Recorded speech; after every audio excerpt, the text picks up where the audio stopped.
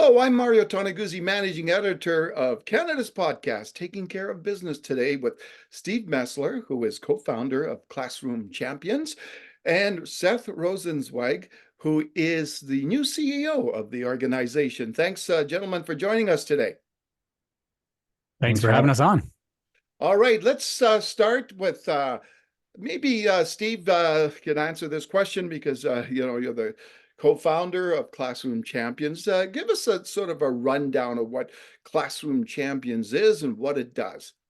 Well, I will jump into that. Thanks for having us on, Mario. Always a pleasure to be here and always a pleasure to talk to your audience about what the good work that's being done at Classroom Champions. Classroom Champions is an organization that schools and school districts and school boards turn to when they are facing challenges with, trying to improve student engagement, trying to improve student health and well-being and mental health, when they're trying to improve teacher engagement as well. And ultimately, we leverage the power of athletes and their champion mindset to help kids set goals, learn how to set goals and achieve them, persevere through their problems and challenges, and lead through adversity. And Steve, how long has Classroom Champions been around? Oh boy, we're right around 15 years now at this point, since I was the athlete, and my sister, my co-founder, my sister was the person helping facilitate it with the students, and we've been in Canada now since 2013, since the fall going into the Sochi Winter Olympics in 2014. Okay, so now there is a bit of a transition in the leadership of this organization. Maybe we can talk a little bit about that, of what's happening, and feel free, both of you, to jump in on this one. Yeah, I'll be happy to start, Steph, and I'll pass it off. Every organization, as you grow and mature, it's always taking stock and looking at the leadership and looking at where you want the organization to go. And there was a time when I woke up a couple of years ago and realized Classroom Champions is ready. I left private practice, I left consulting, I left the corporate world to come and build Classroom Champions into a certain thing, into where I thought it deserved to be. And all of a sudden I woke up a couple of years ago and it was there. And as leaders and as founders, sometimes it's really hard to actually see that endpoint. You can just keep on getting bigger and you can keep doing more, and whether it's bringing in more revenue or whatever it is, you can just keep on moving those goalposts. And I woke up and we realized that it's time to make a change. It's time for somebody with a fresh perspective to help grow Classroom Champions into the next level, or the next 5 levels of where it is. And that's where Seth comes in. Okay, Seth. I think from my lens, when you meet Steve, it's hard to not get inspired, right? And I think for me, I had gone through a major health event a couple of years ago and thought about what I wanted my overtime to look like. And I've been working at a different organization where we helped it to kind of scale and realize a certain potential, and saw that Steve was building something really special. And it brought together 3 things that I was passionate about. One is obviously the power of education. As we look at economic mobility, there's nothing more important than education. The second is the importance of mental health and social and emotional well-being, and the fact that we have an epidemic going on in the world around mental health challenges, but no one was really looking at it, in my perspective, from a proactive lens. It was all about how do we treat, how do we look at solutions from crises, and really how do we solve problems versus how do we prevent problems. And the third was the power and the platform of sports, right? And the fact that sports can be leveraged both from an athlete perspective, who can kind of gain influence, but also from the life lessons you learn through the power, whether it's youth sports or through Steve's lens, being a world-class Olympic athlete and winner. I think that the opportunity to create that intersectionality between those 3 things and create systems change in an educational arena that really needs it now, we can be a partner for these school districts and these school systems and these schools to help them achieve the brightness we hope that our kids will achieve through the power of education. And while they, solve some of the mental health challenges and utilize the power of sports. So for me, it was a no-brainer. We met kind of serendipitously through a mutual relationship that thought we could help each other. And it just happened to be the right time for both of us to think about our next adventure. Let's talk about the reach over the years. And then maybe Steve can answer this one. How many, I don't know if you can give me some numbers to just give me a sense of, the reach of the organization over the years. Yeah, no, it's a great question. And I mean, ultimately, that's been one of the goals of Classroom Champions is to try to, if the work is important and good, then we should try to have as many kids be able to access it as possible. So we have, through our in-house programs and our curriculum and our mentorship program, um, this year alone, we're reaching 50,000, about approximately 50,000 children across North America, and another few hundred thousand within another in-house program that is called Kid Power that we acquired from UNICEF a couple of years ago. That's physical activity and well-being. On that side, over the, again, since we've been in Canada, we have reached over 5 million children through both our programs on a regular basis, as well as partnerships we've done with the, Canadian Olympic Committee and the north side of the border, or NBC and the southern side of the border as well. So really trying to, the premise is we think these are the kinds of skills that kids need to learn: setting goals, persevering, being a leader, being on a team. These are things we hire for in the business world. And then ultimately, we think that athletes are a really good vessel for kids to learn these kinds of skills. Seth, as you look forward, what are your goals or priorities, and where do you want to take the organization? I mean, Steve and I both think really big. I mean, that's, I think, and not big for the sake of ego, but big for the sake of we have an obligation, right? Because we think we can really help. And so I think the way we look at it is we want to embed ourselves into the fabric of the educational system throughout North America and potentially beyond.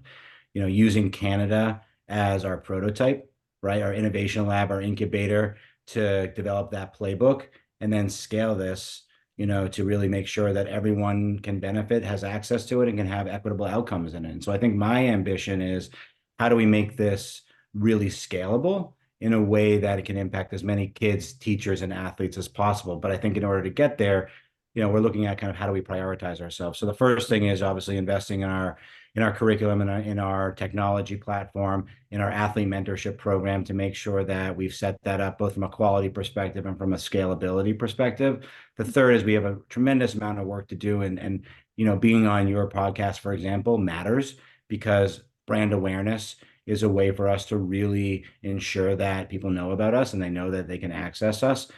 As we do that and as we scale, obviously having the resources to be able to ensure capacity so that we never have to turn away a classroom or a teacher or a district. And then I think, from my lens, is once we develop our growth strategy and understand the efficacy of our program through measurement and evaluation, and really being able to prove out what we've already been doing, then we're going to look at real scalability and think about how do we kind of look at a regional strategy. The way we go, I think, national in Canada is to make it feel hyper local. And we want to figure out the right approach to be able to support our kids, teachers, and athletes to reach that scale, right? We can't sacrifice quality just to grow. So I'm pretty excited about our long-term vision and ambition. And I think it's relatively in line with how Steve got me excited about this, was his ambition. Mario, and I, like, you could see why I'm excited about having Seth here at Classroom Champions and steering the ship, because he's done that. He was at an organization called Team Impact before that. He has a track record of understanding how to do this, and now he's getting to do this in a space of education where there's a lot more opportunity to reach into every community across North America. Values education, as he said. That's the economic key to mobility, is through education. And I'm excited to have Seth analyze what's happening through this transition right now. I mean, transitioning in any organization is difficult. Going from one CEO to the next is difficult. Going from a founder-led company to the second CEO with the organization in the history of the organization is the most difficult transition that any company, for-profit or nonprofit, can go through. So how we've been, I'm proud of how we've handled this so far, and how we, as an organization, the board on Classroom Champions side, have run into it. How Seth, he's 2 weeks in today to his role, but he was also really thoughtful and took a running start at it. And the month leading into it, after he, after we all made the decision together, he's got a running start into it. He was here in Calgary for our Champion Chats event that was about a month ago now. So he was able to meet and get immersed. And his first school visit that he's taken while being a part of Classroom Champions was to Sig Siga. So his first school visit in all of North America was to a Canadian First Nation. And I think that's a really powerful signal that we want to send here in Canada, that we're going to do more and we're going to lean in even more with them. And for Seth to be able to get that experience, I thought was really special.